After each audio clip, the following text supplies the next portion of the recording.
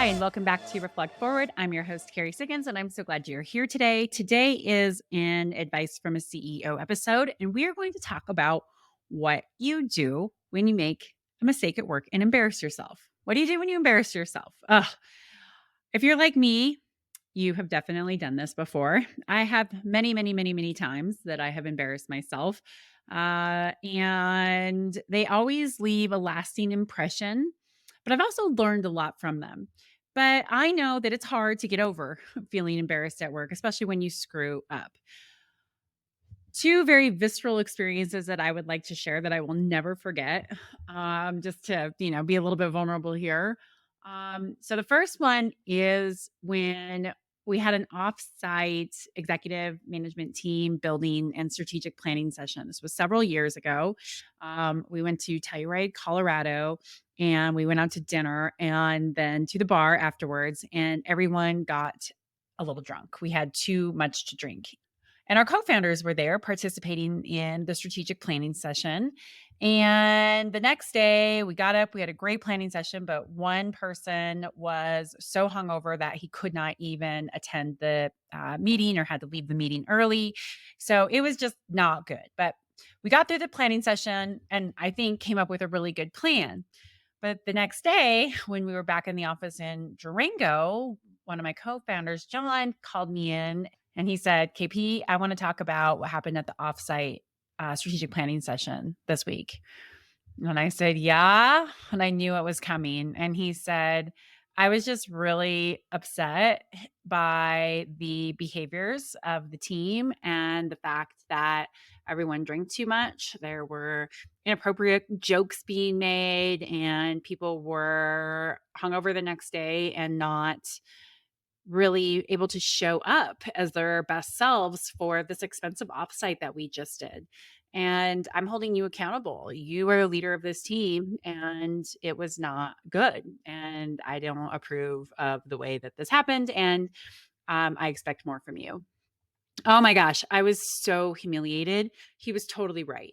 And I owned it. I said, "You were right, John. That was completely inappropriate and out of hand." And I wanted to say, but it was the first time that we've done something like this, but I knew that making an excuse for it was going to be bad. So I just said, "You're right.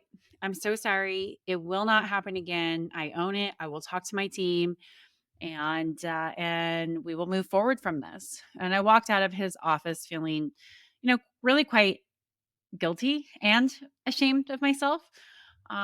Guilt is when you're like, oh, wow, I really screwed up. And then shame is like, oh, I'm a very bad person because I screwed up. And I was feeling both of those things. I was feeling guilt and shame about this whole situation.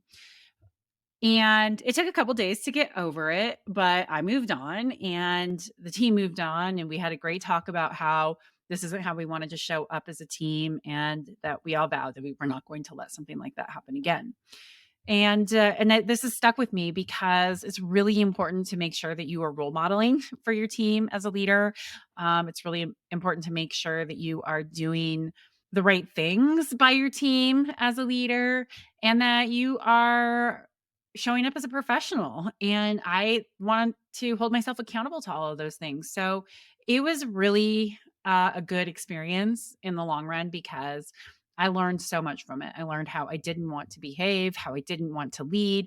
And I also learned how to just say, I'm really sorry. You are totally right. And I will fix this without making excuses, without trying to deflect or any of those things, those natural human responses that we want to have when we get really tough feedback when we are embarrassed. Because I was, right? I could feel my face burning and I wanted to cry and I wanted to make excuses and I wanted to deflect the situation, but I didn't. And that's how you own it. And that's how I learned from it. So that was one of my most visceral experiences, getting that kind of feedback. Another one, and I think maybe I've shared this story before, but I'll share it once again, just in case, was when we got a call. This was, again, many years ago. We got a call from a dealer who said that we sent them used product and charged them for new product. And he sent me pictures and the product was rusted. It definitely looked used. And I went down to my machine shop and where assembly was when they had packed it. And I said, how could you guys have sent this? I totally overreacted. I blamed them. They looked at me and said, there's no way that we sent this to them like that, but rusted and used. It was new when it left here. Are you sure they didn't do something to it? And I got even more angry, like, why are you blaming the customer? And I told them that I didn't care how they fixed it. They just needed to fix it, and stormed off. And my sales manager at the time, who's been with the company for a long time, bless his heart, I love him so much. He came and told me, wow, that was really rough. Like, those guys care about the customer just as much as you do. In fact, some of them more, because they've been here longer than you. They've been doing this for a really long time. And I know that you want to create an atmosphere where it's open and people can talk to you about things. And I will tell you, like, you did some damage down there. And he was right. And I was so embarrassed of my overreaction, of my emotional response, rather than pausing for a moment and being more reflective and more curious and giving them the benefit of the doubt. Instead, I just went with my initial reaction, which was getting mad, and I need to go hold somebody accountable for this. And I will never forget that, because it took me a couple of years to recover from that with a couple of the teammates who I got upset with, because they didn't trust my reactions anymore. And I was so embarrassed. I did cry on that one. And I went and had to walk around to everybody in the shop, and I apologized to them and told them that I overreacted and that we would fix this together. But it was humiliating. And that's when I let my emotions get the best of me. So those are two, like, really visceral ones. I did have one like a couple of weeks ago, the other day, when I was walking in with one of my coworkers, actually one of the coworkers who was involved with that customer experience years and years and years ago. And I had my hands full, and he asked, "Can I help you with something?" I was like, "Oh, no, no, I've got it." And I tripped going up the stairs, and I spilled my coffee everywhere, and I hit my arm on the stair. Luckily, I did not hurt myself. And he was like, "Oh my God, are you okay?" And it was one of those moments where it was like, you know what? If I just would have let him help me, just carry a couple things rather than thinking that I could do it all myself, I probably wouldn't have tripped going up the stairs as I was chit chatting with him, and embarrassed myself. So, those other two are, like, real, like, big mistakes, really embarrassing. But man, tripping and falling up the stairs while you're carrying a bunch of stuff, including coffee, can be really embarrassing too.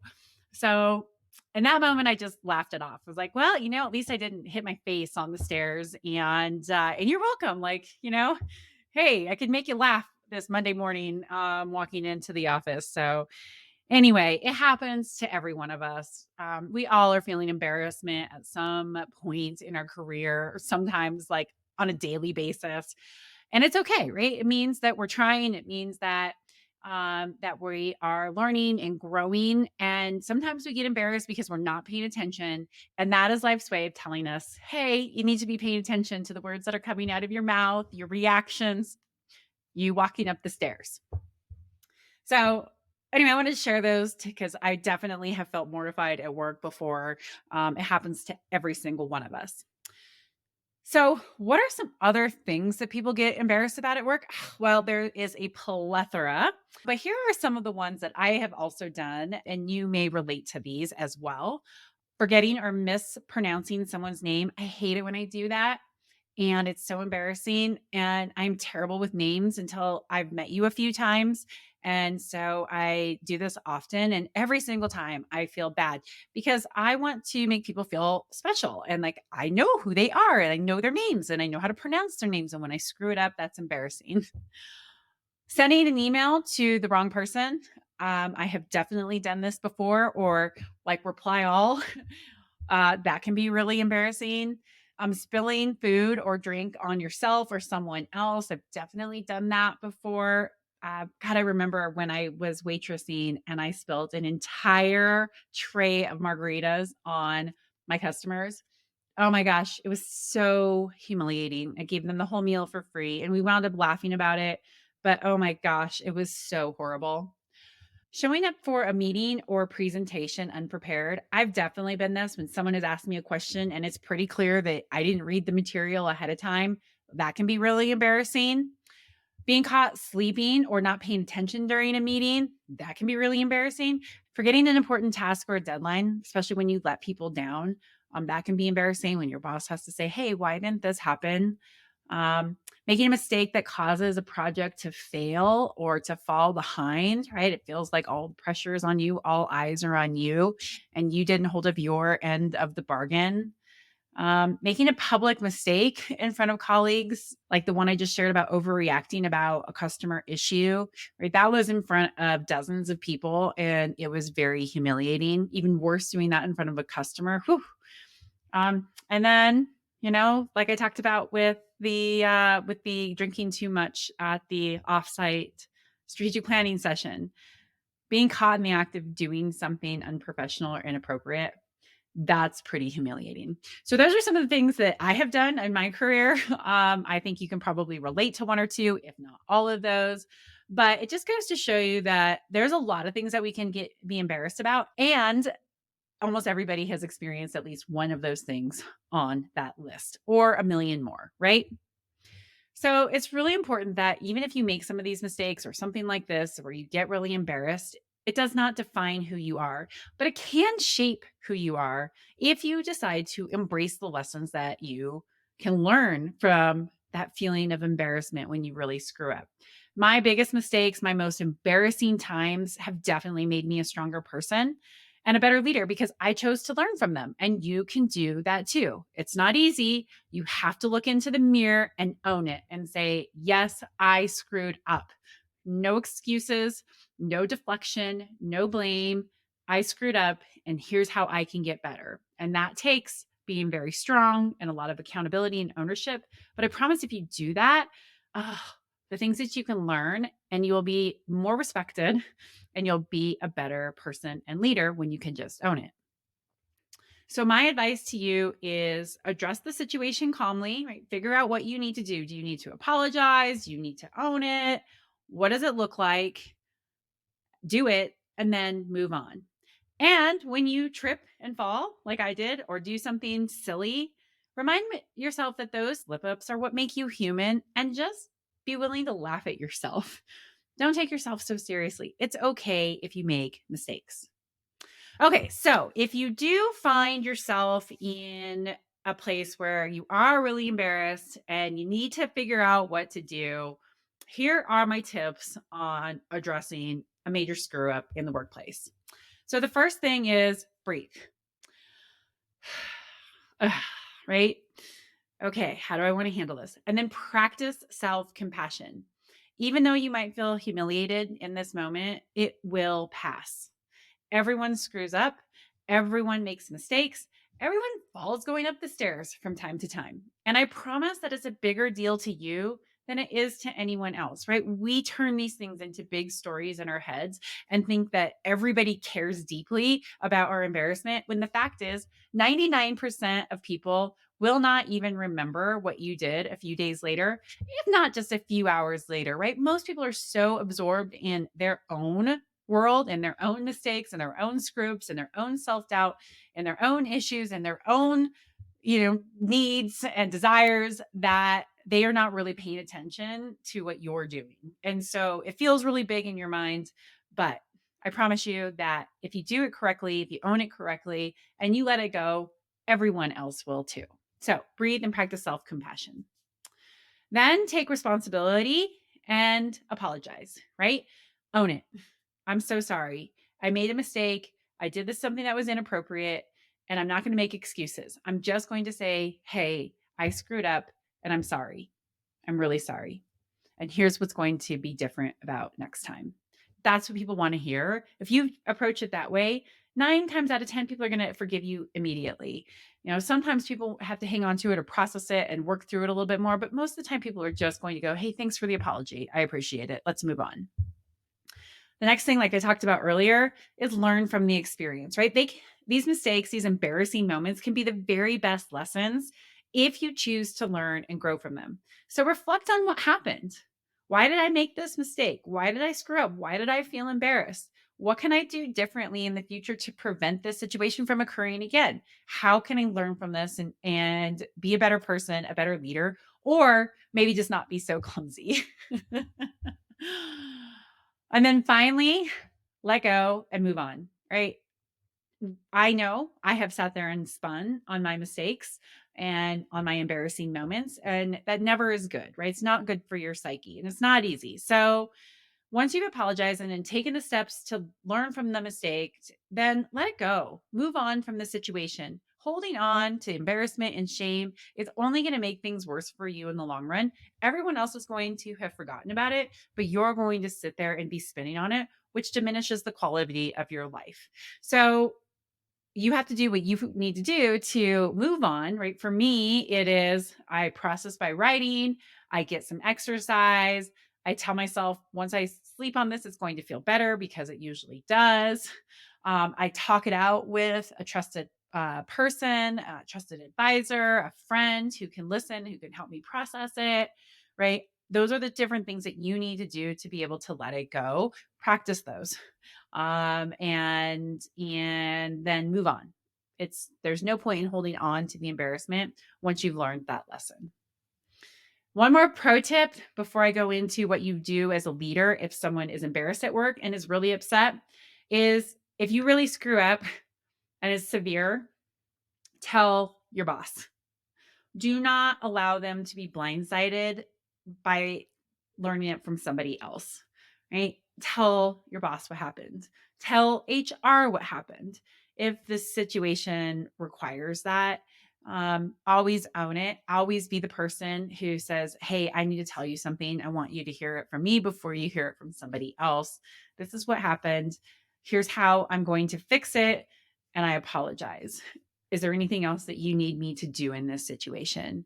Always, always, always make sure that you let your boss know so that he or she is not blindsided by it. Okay, so you're a leader in the workplace and an employee just did something to embarrass themselves and they're very upset about it and they are struggling to let it go. This is really important that you create a safe place that employees feel safe talking to you about what just happened and where they don't feel like the blame and shame game about this. And this is something that we can remember as parents too, right? My son just recently experienced something that he was really embarrassed about. And I was pretty upset with him. And I thought about how do I make sure that I create this space for him that he does not feel shame or that he does not feel like I'm blaming him because part of life is making mistakes, right? Nobody ever says, oh, that was easy. Like I made no mistakes. I learned so much from that, right? We learn from our mistakes. We are supposed to make mistakes as humans. We are not meant to be perfect. And if we are chasing perfectionism, then we are literally just going to make ourselves miserable. So that's a whole nother podcast topic. But as a leader, you need to create that space so employees don't feel like you're going to blame or shame them. So they can talk about what happened and figure out how to address the situation so they can be responsible and accountable and then let it go and move on. So I always start by acknowledging, yeah, I get it. I totally understand why you're feeling this way. Right? That's what people want is to know, is to feel acknowledged. Even if they feel like crap and they're really embarrassed, like it's okay. I understand why you feel embarrassed. It's natural to feel embarrassed. We all make mistakes, right? That is showing empathy and compassion. Like, hey, I can walk beside you while you do this. And part of being empathetic is being able to say, I'm walking beside you. I understand how you're feeling this way. Now, how can we fix it? How can I help you fix this?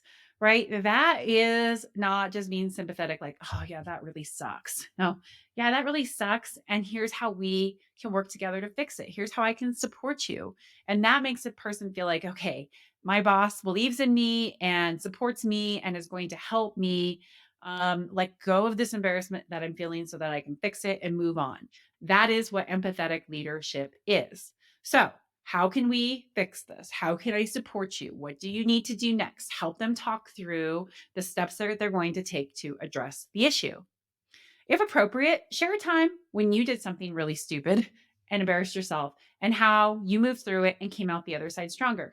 Now, this isn't something that is always appropriate, right? Sometimes it is appropriate to experience share and it will make a person feel better. And sometimes a person doesn't want to hear that, right? They're going to go like, "Oh, your situation is different."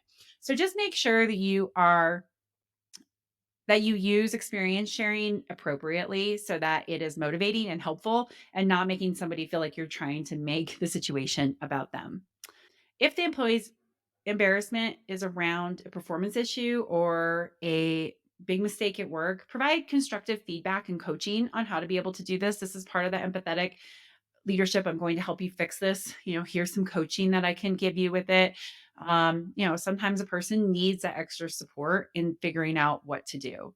And then finally, show appreciation for the hard work and the effort that they put into their jobs that's not associated with that. Like, hey, I understand that you made this mistake and you're feeling really poorly about yourself, but look at these 18 things that you have done and you have excelled at. This one mistake, albeit embarrassing, does not have to define who you are. It does not mean that you are a poor employee or a poor teammate.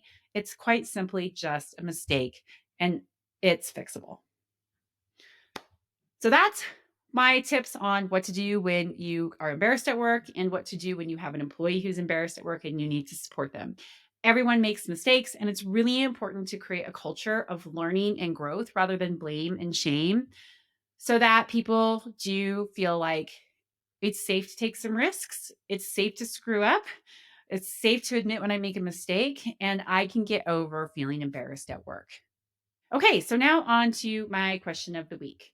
So, my question of the week came from one of my employees who asked me, what do you do when one of your colleagues isn't doing their jobs? Everybody has experienced this, me included. It is so frustrating when you are working with coworkers who are not pulling their weight, who are being lazy, as you might call them, who aren't being great teammates. And it can be really demoralizing for you. So, here are my tips. This is what I did when I worked with somebody who was not pulling their weight.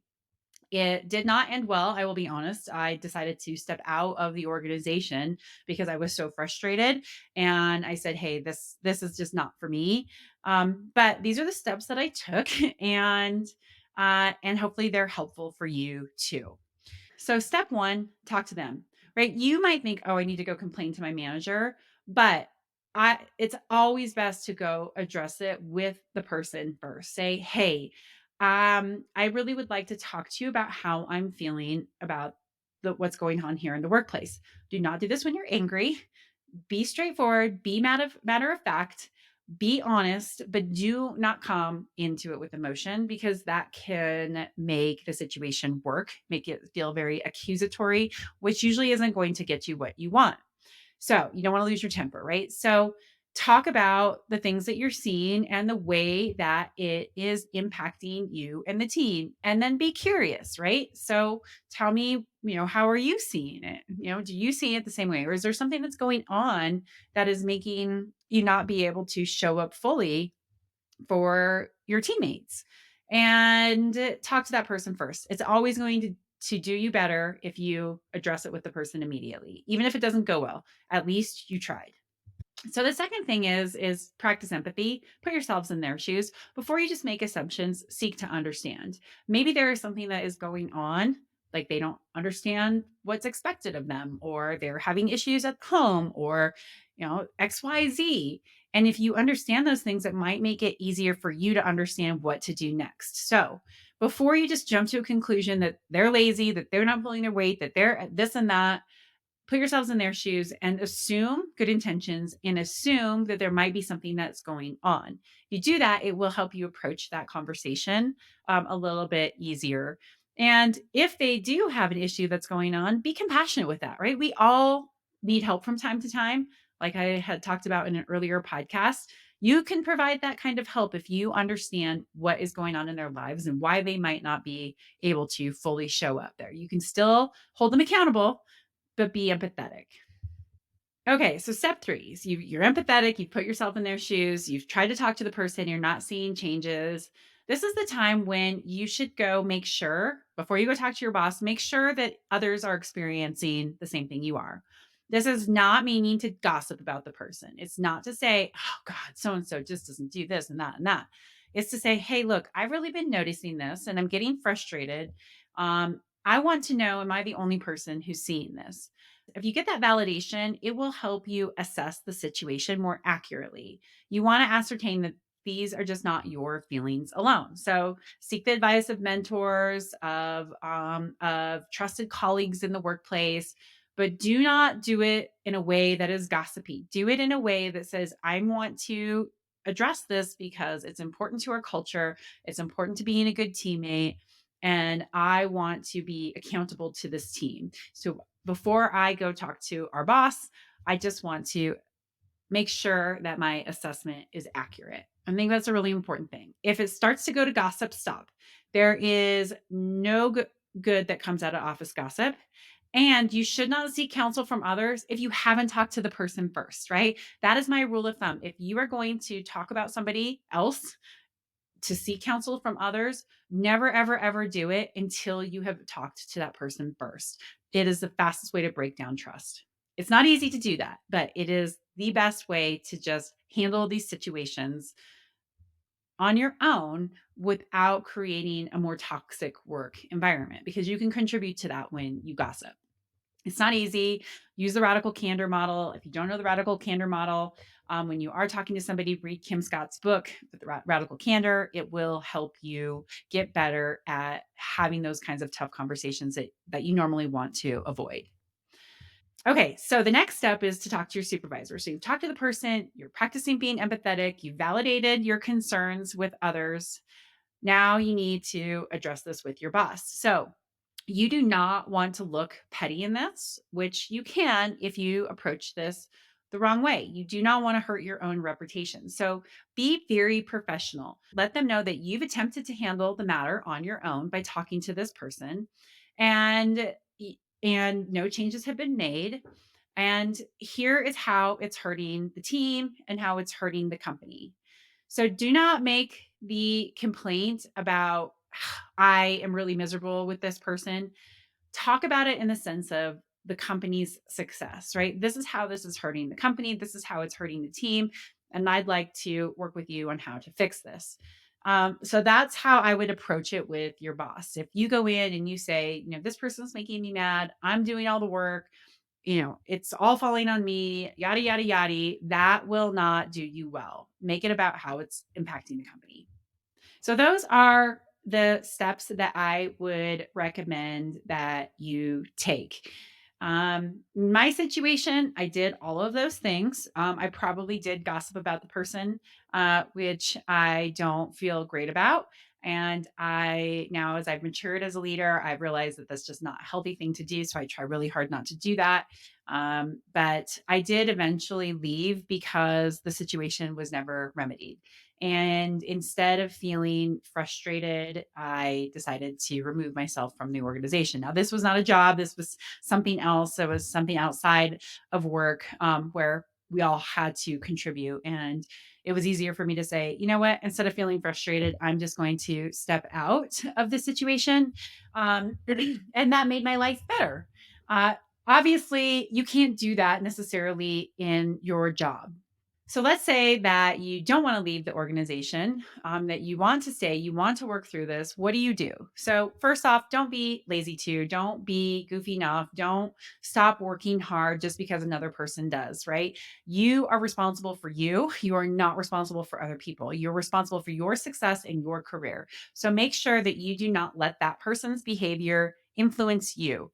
You take care of your reputation and don't go into those same kinds of bad habits, right? Well, if that person can do that, then why can't I? That is not going to get you what you want in your career. So don't be influenced by those coworkers. Also, do not enable the same behavior. In my experience, that I was sharing earlier, I decided, well, I've got to keep this thing moving forward, so I'm just going to do the work. And then I had this realization that this person is doing everything that they can to actually have someone else do their work. And once I had that realization, I realized I'm enabling this. And so I started saying, no, that's not my responsibility. I've got too much on my plate. That was what your commitment was. So I'm not doing it. And then that person is responsible for their own work.